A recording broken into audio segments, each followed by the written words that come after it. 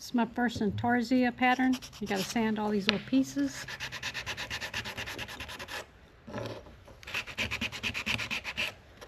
Really smooth.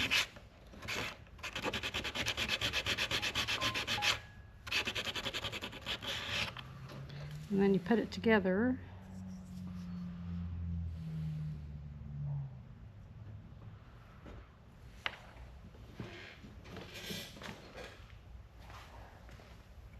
And then you got to glue them all onto this, and then later on got to lacquer it.